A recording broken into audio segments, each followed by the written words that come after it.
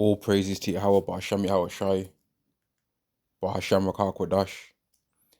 Double honors to the apostles and the elders of Great Millstone, and Shalom to the elected nation of Israel. And this is going to be a video on how the vessels of wrath are doing their thing, man. And before I get into the video, I want to just say this, because Esau's a hypocrite, man, because he'll say stuff like, oh, if you don't like it, go back to your country, right? As if he's going to leave you alone to be in your own country. Well, in the last couple of days, the president of America, the king of Babylon, the Great, has basically said that he wants to do things to Colombia, to Cuba, and to Mexico, and to Greenland, which is pretty much Denmark, right? So let's say people from any of these countries came over to America and was told, oh, what you doing over here, you stealing a job, you doing this, you doing that. If you don't, and then they complain and they say, talk about that, or if you don't like it, go back to blah, blah, blah country, or go back to this country, or go back to that country, yeah? And then the people decided, okay, safe, I will do that. Well, it's not as if they ain't going to see Esau over there when they go there, is it? It's not as if Esau ain't going to be there when they do so-called go back, right? So let's use Venezuela, for example.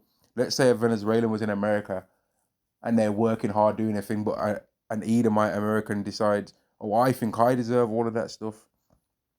And they say to that person from Venezuela, go back to your own country, and that person from Venezuela decide, okay, I will then. Well, aren't they going to see America over there grabbing up their president and dragging him out of the land, sticking their nose into their business, and not even making it not even pretending like it's for anything else other than we want that oil, boy? As if they ain't doing that, man.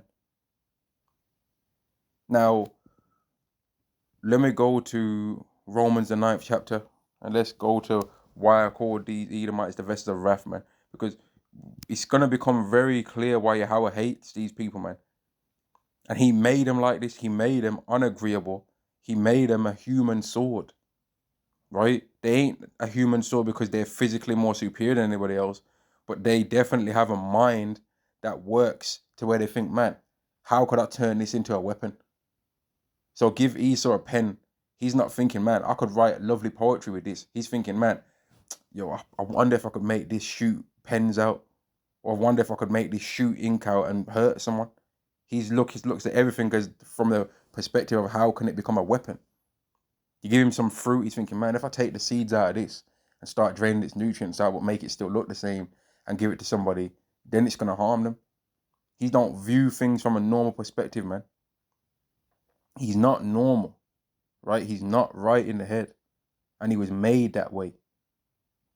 He was made to take peace from the earth. And is that not what he's doing? Romans chapter 9 and verse 22. What if God, willing to show his wrath and to make his power known, willing to show his wrath and to make his power known, endured with much long suffering the vessels of wrath fitted to destruction? Right? What if God just knew that he made a complete scumbag? But was like, you know what? In order for me to show my wrath, I'm going to make him do a lot of stuff on this earth. And then I'm going to just drop all my anger on this guy, man, because I don't like him. Right? A person, let's say somebody decides, man, just for the fun of it, that they want to start writing a movie that they know they ain't got the money to make the movie, but they was like, you know what, I want to write a movie just for the fun of it. I want to see if I could write a movie. And then they kind of look at the movie that they're writing and they're like, man, I want to actually see this. And they decide to just start writing out some characters. And they decide they want a hero, but they also want a villain. Now, they might write down for the villain character some things that they would not actually ever want to see in the real life, but they might write that character down to do some heinous things, man. And at the end of that character doing those heinous things, they might put in for the hero to harm that person really badly for the wickedness that they've did. And then if that person was to then make that movie with using animation, they could really, or using cartoons like an anime type movie, they can really get into it and show certain harsh things without actually having to make humans in real life take part in those evils, right? Which is the reason why I personally sometimes like watching cartoon kind of films or animation films or animated film, because it can show certain things in a movie that would be hard to show with humans, man. It's hard to show these things with humans because you actually have to get humans to do certain of these things that it's hard to make. Like, it's difficult to sometimes make a human do certain things, like certain even visuals. Or like if you have a character, if you have a character that's got a strange face, it's hard to really have a human. They have to do all these AI, like this, all this makeup and stuff on that human. Whereas for a cartoon, they just would need to draw those weird, strange features or whatever they need to do of that person, man. Right? Sometimes anime, like Dragon Ball, some brothers I know who used to be like would be on Dragon Ball Z and stuff like that. I never really was one of those, but the things that when if they try and make a Dragon Ball Z movie using humans, it don't really translate over the same way.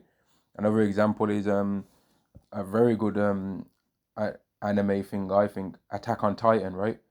Now, if they tried to make Attack on Titan using humans, it don't really transfer over because trying to make the human visual and make them big like Titan things look realistic, like it's kind of difficult to do, but it works when it's a cartoon way, right? But anyway, back on the bad character thing, you can make a real evil character, man, and then make him get punished at the end of it. Well, Yahweh did this in real life with humans. He's wrote down for Esau to do a lot of evil, man. And guess what? I got some bad news that Esau is gonna do a lot more than this. The stuff that he's done, he's got a lot more to do. Right? He's gonna have to do a lot more things for all of his current allies to be like, you know what? We can't trust these guys. Because we keep saying to them, don't do this, don't do that, because it's gonna break the country. Okay, you did whatever you did to this country and that country, but don't break your contracts with us. And he's gonna show, I don't care about the contracts with you neither. Like, you think I'm playing? I don't care about. I'm on some we the people, we the Americans thing down here. I ain't got time for what you man are talking about. I'm on what I'm on. Forget y'all, right? That's like, for example, in the Wire TV show, The Wire, you had the character Stringer Bell, and he started breaking away from trying to worry about what Avon was doing. He started breaking away from trying to worry about what the rules of the crew were and all that, and started doing his own thing, right? Started setting up people to get unalived. Started going to other crews and setting up things and calling for people to get wigged, right? Trying to set up for people to get unalived and all this. He didn't really care, man. He started breaking the rules and the contracts that he had with his own people, and eventually his own ally, Avon Barksdale, set him up to get arrested, man. Oh no, excuse me, set him up to get unalived, while Stringer Bell set up Avon Barksdale to get arrested. Right? They both ended up setting each other up, man. And that's what Esau's doing in a real world scale, man. They're all screwing each other over. So eventually, there's gonna be backdoor deals between Esau's allies against Esau's current rivals, and they're gonna be like, you know what? Can you keep a secret? Because we are starting to realize that you ain't as bad as they was trying to make out, and we want to do you on your thing. We want to side with your thing, man. Fun them what they're talking about, man. Forget them, man. We want to be on what you're saying, right? And we're prepared to do whatever is necessary to get them out of here. The same thing you're prepared to do, because they ain't gonna stop. We know them. We've had more face-to-face conversation with these people than you. We've seen the ins and outs of what they do more than you've seen. They will not stop.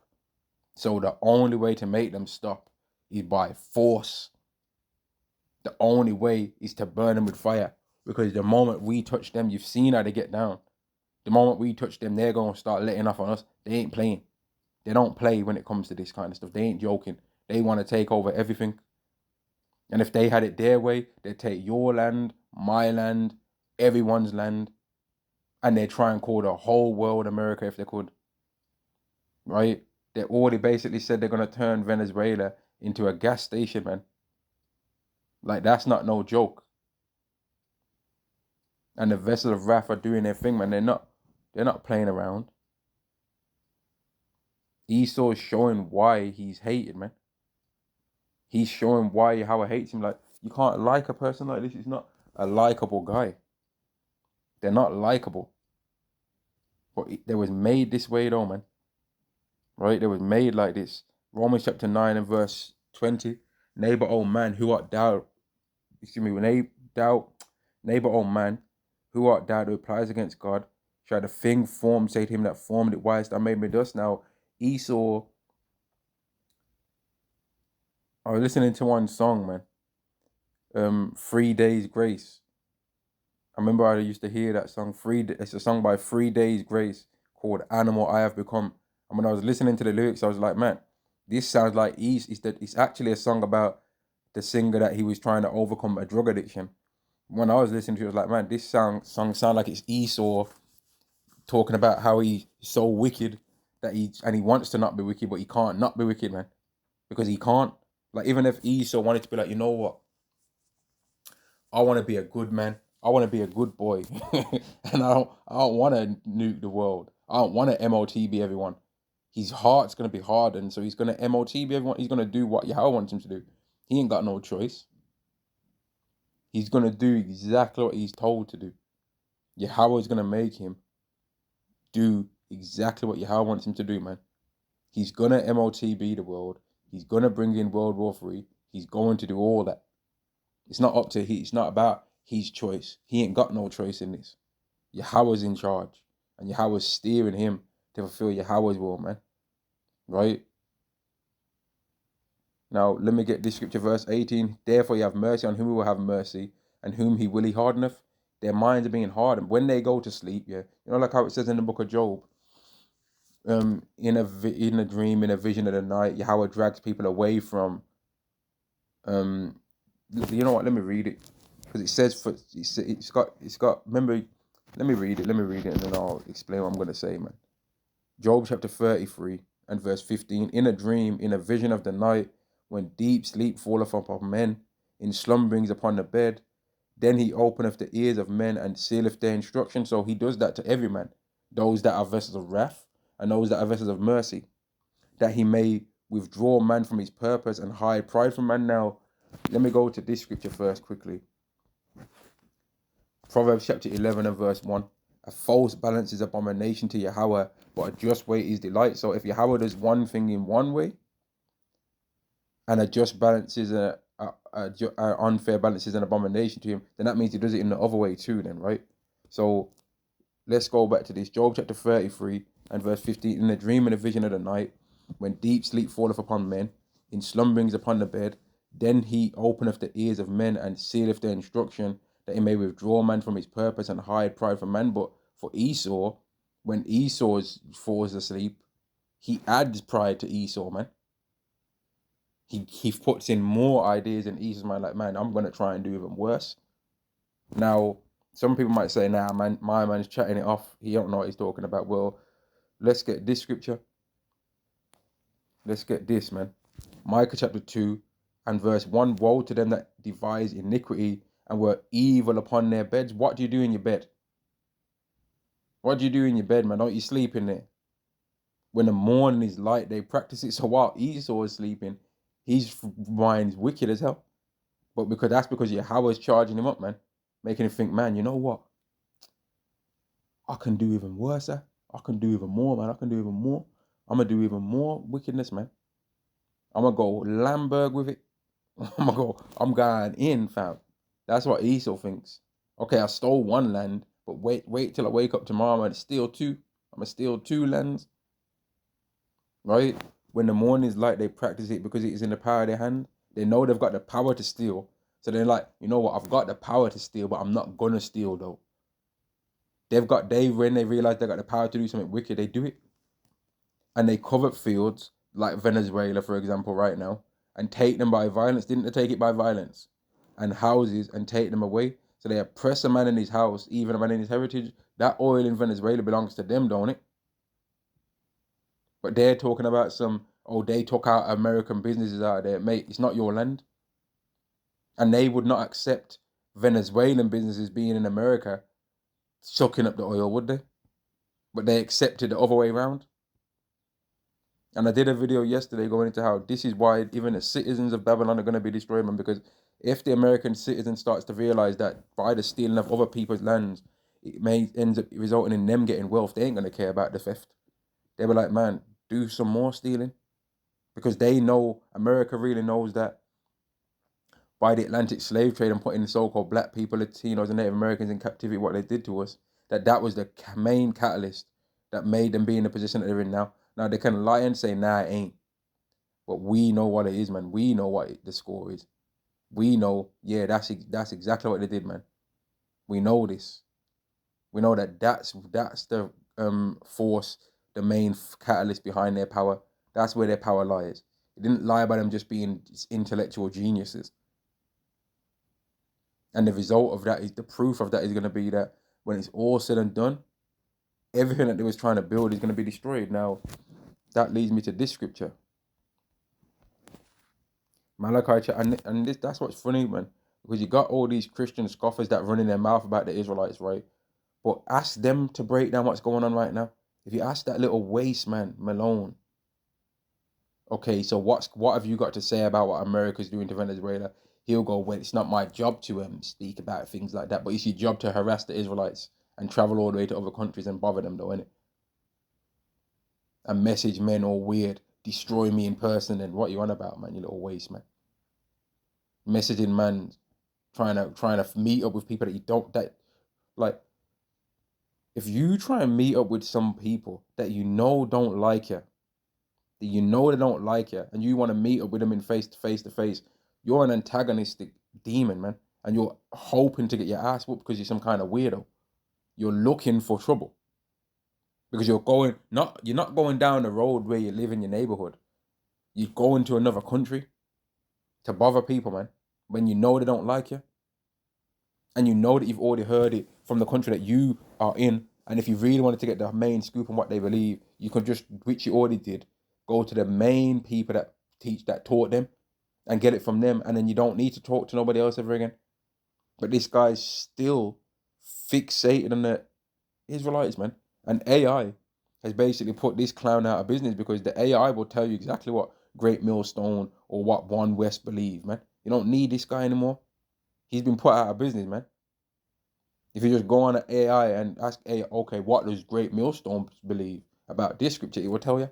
You don't need that guy. He's not needed no more, man. And he was never really needed anyway. But Yahweh's got his use for him, just like he's got use for every single person on this earth, man. They all fulfill his will. Malachi chapter 1 and verse 4, whereas Edom saith we are impoverished, but we return and build the desolate places. That's part of the reason why they're doing what they're doing to Venezuela, because they believe that they're impoverished, right? And they want to return and build up America that they feel is losing. Thus saith Yahweh of hosts, they shall build, but I will throw down, and they shall call them the border of wickedness, and the people against whom Yahweh of indignation forever. And it's becoming real clear that this guy is like that, man. They're annoying. Esau is annoying, man. He really is like a fly behind blinds. that's the best way that you can describe Esau, man. A fly behind some blinds, man. And you just hear the buzzing, and they just keep banging off the blind. And you're just like, man, you're trying to open the window for the fly to get out, and it ain't going. It's flying the opposite way every time, man. You try and turn the blinds, so it gets locked behind the blinds, but the fly is still ignoring that and still just keep trying to fly in instead of get out of the damn house. That's Esau, a fly behind blinds, man. That's him. Annoying. Just annoying, man. Or a stone in your shoe. That's Esau, man. A big rock in your shoe, man. Or like a big flipping a big hole, a pothole in the middle of the road, man. An annoyance. So you have to damn near switch over to the other lane when you're driving down the street. That's Esau, man. An annoyance, man. A real hindrance to the success of the earth. That's so greedy that he's prepared to steal from even his own people, man.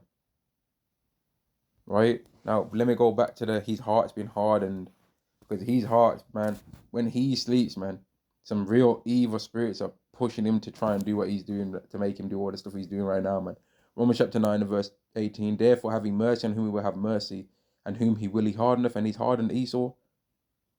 Verse 21, have not the power over the clay, of the same lump to make one vessel unto honor, and another unto dishonor, and Esau is clearly dishonorable.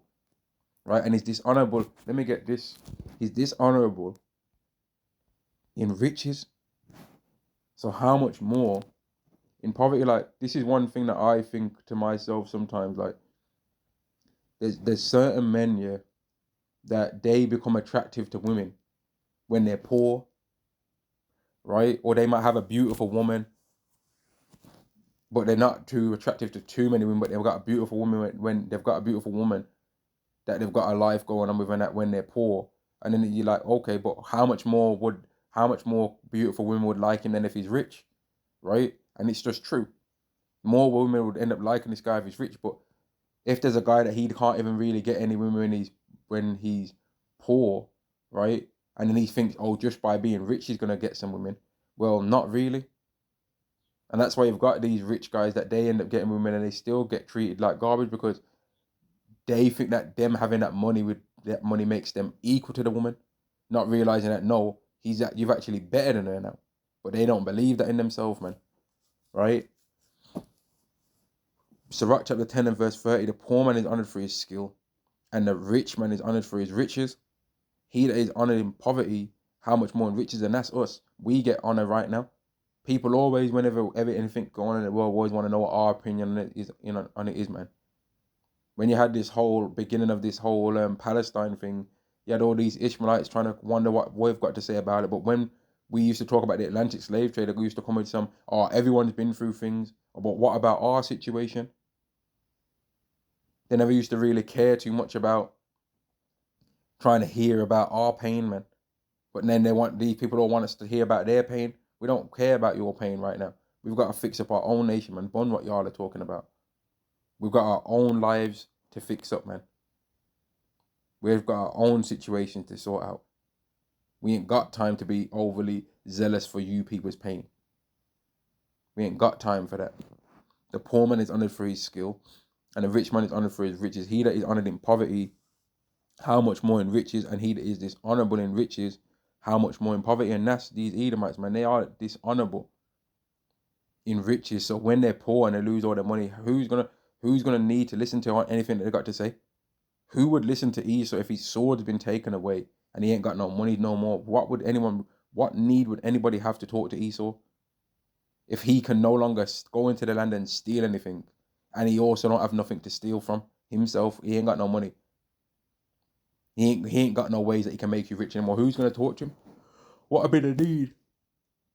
Seriously, what would be the need to talk to them anymore? Who would care to hear anything what they've got to say? Who would? Truly, on a serious level, who would care to hear anything what they got to say anymore, man? Who's gonna give a damn what they got to say? Who's gonna care? Like, actually, who's gonna actually care what they've got to say anymore, man? Once they don't have any ability to make people rich or to take people's riches. Romans chapter 9 and verse 22. What if God, willing to show his wrath and to make his power known, endured with much long suffering the vessels of wrath fitted to destruction? Right? The vessels of wrath fitted to destruction, man. Like, that's what it was made for, and they're doing their thing. And they're gonna do more, man. Like, if you believe the prophecies in the scriptures, they're gonna do more. They're gonna make this world mad, bro. It's gonna be mad down here, man. It's gonna be horrible. And you ain't gonna be a tough guy. Your gym routine, I don't care how tough your gym routine is, man. That ain't gonna be what's getting you out of this. I don't care how much money you think you got in your bank. That ain't what's getting you out of this. That is not what's gonna get you out of this situation, man. This is gonna be a lot to deal with for one man's soul. It's gonna be a lot, bro. It's gonna be a lot going on all at once. Malachi chapter 1 and verse 4, whereas Edom saith, we are impoverished, but will return and build the desolate places. Thus saith Yahweh of hosts, they shall build. So they're gonna start some of these plans that they've got and these things that they're talking about, you're hearing on the news. They're gonna say them and they're gonna do them. But I will throw down, and they shall call them the border of wickedness, and the people against whom Yahweh have indignation forever. It's gonna, like, they're gonna do a lot, man. But it's gonna all be done so that it can be shown that Yahweh hates these people, man. Once you end up seeing what gets taken away from them, they're gonna bring a lot of stuff onto themselves, and they're gonna lose it all in one go. And it's gonna be beautiful and scary at the same time when you actually see what happens to these Edomites, man. And on that, I'm gonna say Shalom to the nation of Israel. Shalom.